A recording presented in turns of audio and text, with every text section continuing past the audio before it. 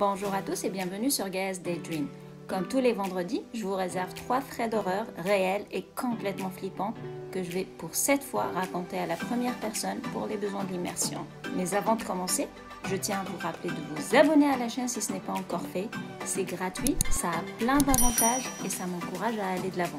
Sur ce, éteignez vos lumières, mettez vos écouteurs, cachez-vous sous vos couvertures et suivez-moi dans Horrifique.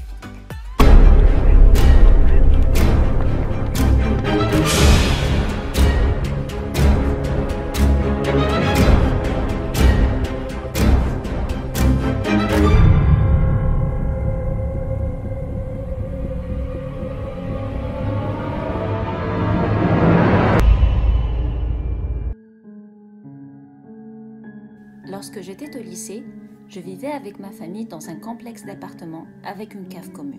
Durant ma 2e année secondaire, j'ai aidé un camarade de classe pour ses révisions du second trimestre et à chaque fois qu'il venait chez moi pour nos séances de révision, il me disait en rigolant « Putain, l'immeuble pue, est-ce que vous cachez un corps quelque part ?» La cave contenait beaucoup de canalisation, donc il y avait toujours une mauvaise odeur qui s'en dégageait et personne n'y prêtait vraiment attention, mis à part mon ami. Enfin, jusqu'à l'arrivée du printemps, où l'odeur est devenue insoutenable, même pour nous, les habitants de l'immeuble. Du coup, l'un de nos voisins a décidé de trouver la source du problème. Et ce qu'ils ont trouvé est horripilant. Caché dans la cave, il y avait un corps qui se décomposait lentement. Il s'est avéré que notre voisine du dessous s'était disputée avec son petit ami courant du mois de décembre et qu'elle l'avait poignardé à plusieurs reprises alors que la dispute s'était transformée en bagarre. Ne savant pas quoi faire avec le corps, elle l'avait caché dans la cave où il s'est décomposé pendant 6 mois entiers avant qu'on le découvre en mai. J'aurais certainement dû prendre les plaisanteries de mon ami moins à la légère et vérifier la cave plus tôt, car je suis horrifiée à chaque fois que je me dis que pendant 6 mois, je suis quotidiennement passée à côté d'un cadavre en décomposition et occasionnellement salué une meurtrière. Ma femme a acheté un vieux vanité tout défraîchi à une brocante. Nous devions remplacer le miroir qui coûtait 2 fois le prix du vanité, soit dit en passant. Elle voulait le refinir et le repeindre, mais il avait un genre de laminé de bois très fin sur les côtés qui rendait la finition difficile.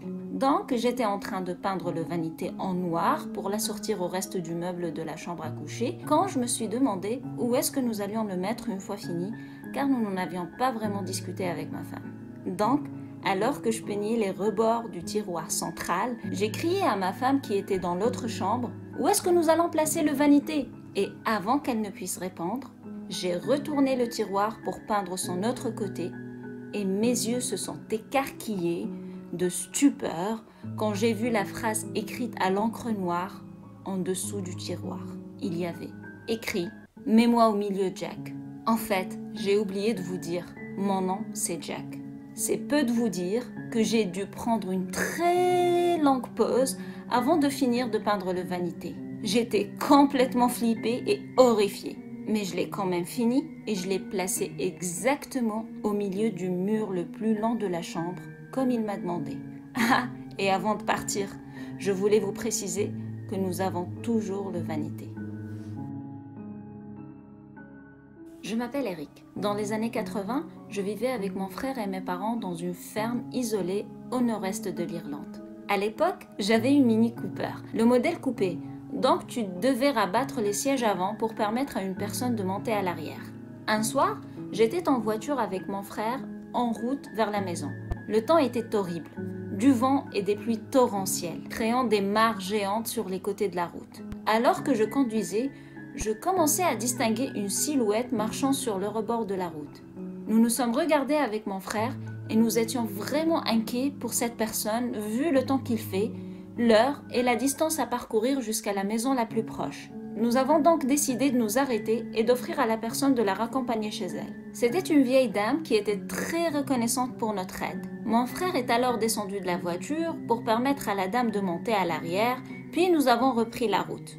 Nous lui avons demandé où est-ce qu'elle allait afin de l'y déposer, mais elle a insisté en disant qu'elle serait correcte de descendre lorsque nous serions à notre destination et que sa maison ne serait plus si loin partant de là-bas.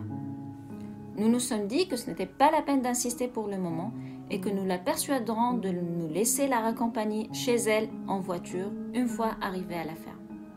J'ai dû conduire très lentement à cause de la pluie et de la faible visibilité, mais j'ai fini par nous ramener à bon port. Mon frère s'est alors machinalement retourné vers le siège arrière pour demander à la dame où voulait-elle qu'on la dépose, mais il n'y avait plus personne à l'arrière de la voiture.